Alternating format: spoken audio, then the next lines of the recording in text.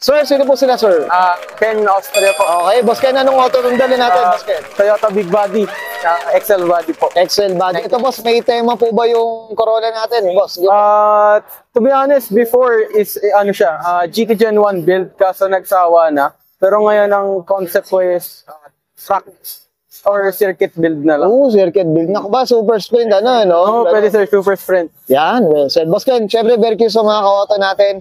Paano po ba kayo nahilig sa pagkukotse, boss? Sige po. Nag-start siya recently nung nagka-first car ako, yung Mitsubishi na Singkit. Then, okay. napalapit sa mga tropa na nagkakotse rin, nasundan, nagka-Honda Civic. Then, eto, unexpected. Corolla, boss, Yes, sir.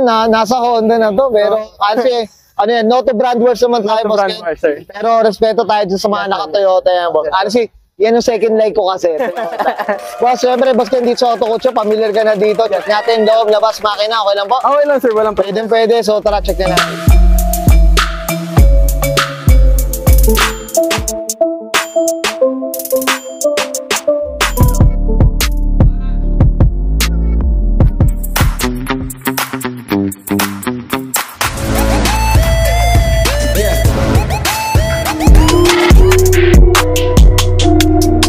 Okay, boss Ken, usapang interior tayo, ano meron dito? Sige po. So basically, interior ko, stock na XL lang siya. Oh, okay. Hinubaran lang yung sidings, then back seat. Oh, So, pinag-isipan kong tatabasin pa yung asfalto. Then, okay. then sa handlebar, stock na, yung momo na kahoy.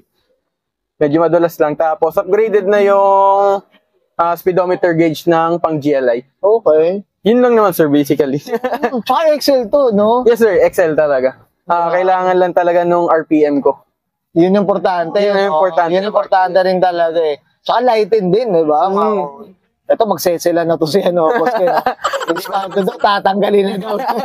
So, yung ano rin to, gusto niya malinis na straight, race car din eh. No? Hindi pa naman buo yung love, sir, kasi nandun pa rin tayo sa tendency na maging economical car. Oo nga, tama yun. At least ano pa, magagamit mo. Magagamit mo siya. Tama, Boss Ken. Okay, Boss Ken.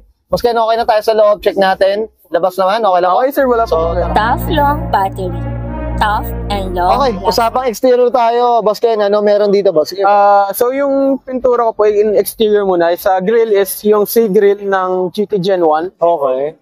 Tapos yung paint ko po is Ansal na code niya is 1F7 from Toyota Race yata. Or Ang coded talaga to. Opo, pang Toyota talaga. Toyota talaga. Okay. Then yung exterior, nakalimutan ko lang kung anong mags siya. Okay. Then naka-R01 na rin po na 195/55. Ito, ayan. Opo. Tsaka ito, suspension pala natin, Boss.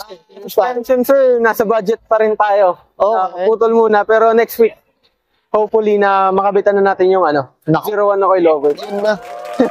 Going pa more. Yan, no? Abangan natin. Tsaka to, guys, Yes, sir. gusto ko to, naka-mudguard to, eh, oh.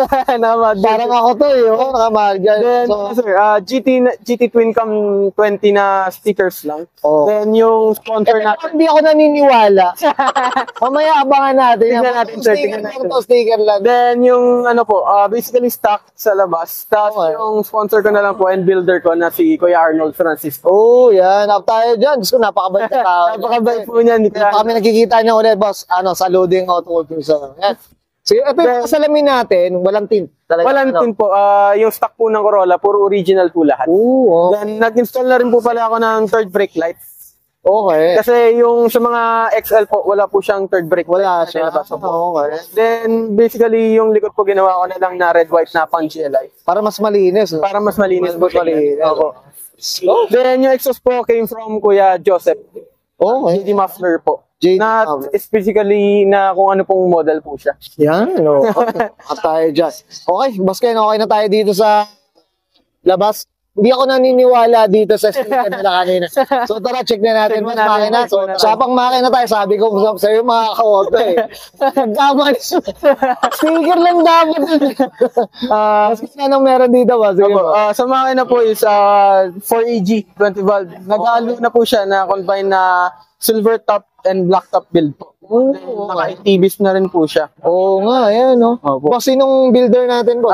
Si Kuya Arnold Francisco po, A-Works. Yo, Thank you po. tayo dyan. Yan, mga auto. Boss, eto regarding consumption, maintenance, kamusta naman tong black top? Reliable naman po siya. Kasi hindi naman po tayo magkakotse kung wala tayong panggastos dyan. Pero ang terms po ng reliable, napaka-tipid naman po kahit papaano. Kahit ba ba? Opo. Pero ito medyo magandang takbo nito, tama ba, boss? Sakto lang, sir. Kumbaga, pangkulit lang po talaga. Pangkulit. Pangkulit lang. Pangkulit, mga kauto. Honestly, mga kauto, hindi ko ina-expect na kita yung makina nito, pero up tayo dito kay Boss Ken, ha? Sabi si Auto Culture sa'yo, boss. Okay, Boss Ken, okay na tayo dito, boss? Opo. Yan, thanks. Na natin interior, exterior, engine bay. Siyempre, usapan na tayo. Big body dito kay Boss Ken, Austria. Boss Ken, siyempre, hindi mawawala. Shoutout na tayo, boss. Give mo, boss. Shoutout po kay Kuya Arnold Francisco from A-Works, then kay Kuya Migs Reyes ng South Autoworks, then sa Tropang Hatch Elite and local scene po. Then special thanks din po kay Kuya Ricky sa pag-preparing ng for AGA po. Yun, memories sa memories. Alam mo sila, si Ka-Fed Star Watch po. Siyempre. Up tayo sa mga tropa na tumutulong sa atin. Okay, boss Ken, okay na, boss? Opo, maraming salamat po. Okay, so let's go ngayon. Sir Ken, Austria, pasok na 1996. Usapang Toyota Corolla XL, mga koto, big body. Usapang Super Street. And this is Auto Culture.